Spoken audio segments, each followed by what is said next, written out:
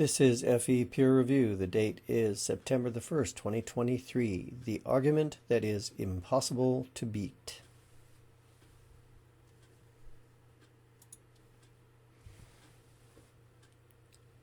Godless Engineer has recently put up a video which has a short clip from a discussion between three Christian apologists about the issue of the resurrection and how to address arguments about the resurrection. These guys are basically talking amongst themselves, sharing thoughts on how to counter-argue against people who claim that the resurrection couldn't have happened. Now, my channel does not focus on religious topics, and I did not pick this video to review because of its religious topic. I picked it because the gentleman on the right with the glasses, Dr. Gary Habermas, is using a tactic, an argumentation tactic that's used by people of all sorts, arguing many different subjects, which I think is important to recognize when it's being used. So we're going to listen to a bit of that video, and then I'm going to discuss the tactic that he is using.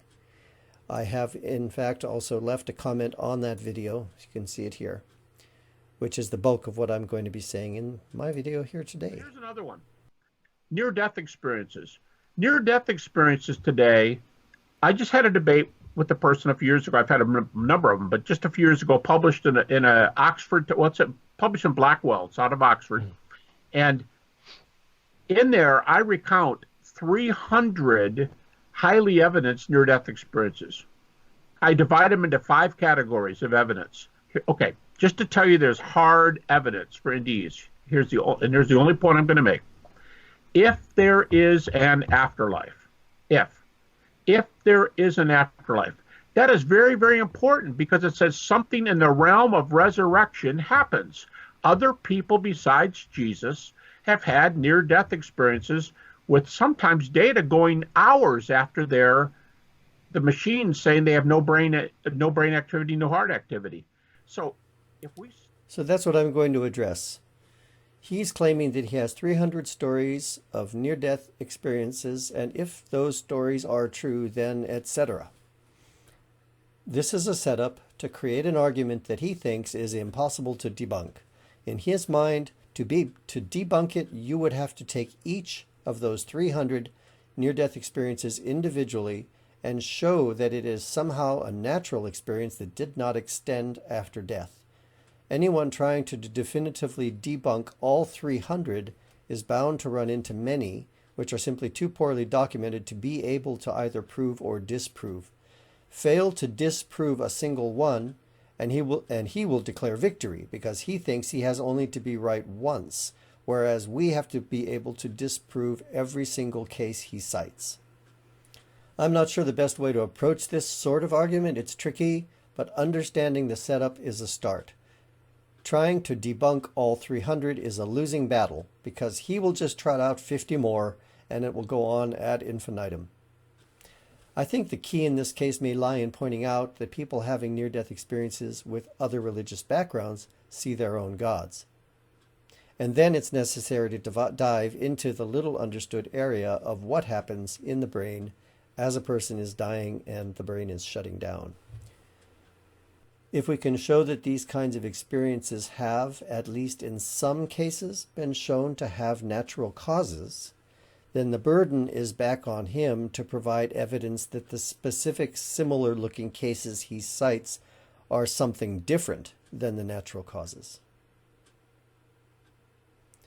I'll add here, which I did not put in my original comment, that there is in fact medical research on this specific subject of near-death experiences.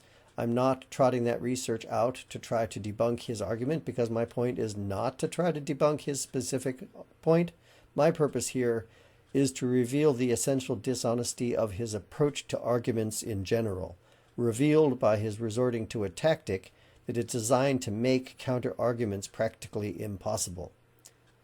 So please understand I'm not arguing for or against a religious view here. I'm simply using this opportunity to point out a dishonest tactic that is used by people of all stripes, whether arguing about religion, the shape of the earth, or political and social ideologies. That's the end of my prepared notes. I just want to go back and kind of look through it one more time. He's saying he's throwing 300 cases at us. Here's this huge pile of stuff, and you guys have to show that all 300 of these cases are natural. Otherwise, they could be supernatural, and then all my arguments regarding God and Jesus and the resurrection follow. That's the setup he thinks he's creating. But he's not really right about that. We don't have to sift through all 300 cases and show that every single one has a natural cause. Fact is, that would probably be impossible to do, and he knows it, and that's what he's trying to do, is create that impossible situation for us. But that's not what we really have to do here. If we can show that these kinds of experiences have, at least in some cases, natural explanations, or could have reasonable natural explanations, even if we don't have hard evidence for that it's actually the case, then any of them could potentially have a natural explanation. So if he wants to point to any particular case and say this is supernatural, the burden's on him to prove that. The burden is on him to provide evidence for that. When it could be natural, and he wants to say that it could be supernatural, the burden is back on him. We don't have to disprove every single one of his 300 cases. We just have to show that in some cases there are natural explanations for these events. Once we've done that, the burden is back on his shoulders to support a supernatural explanation for a specific case. Just because we haven't definitively disproven every single one of his 300 cases doesn't mean that even one of those 300 cases is a supernatural event. That does not follow. He still has to prove that even one of those is a supernatural event. I just used the word proof. I was probably supposed to say evidence. But I think given that we're talking about supernatural events, it's going to have to be a very, very high level of evidence to counteract the possibility of it being natural. Now, I don't want to get bogged down in the whole religious aspect of this, so I want to repeat, this is a tactic that I have heard used by flat earthers. It's a tactic I've heard used by politicians and people advocating various political and social ideologies. So just keep that in mind. Don't let them throw a mountain of evidence at you and make it appear that you have some kind of a burden to sift through every single little piece of it. Okay, enough. I'm just going to ramble if I keep going. So, okay, I'll call it a day here, and I hope you all enjoyed this. Love to hear your thoughts on how to deal with this kind of tactic when you run into it in a conversation. Thanks. Bye.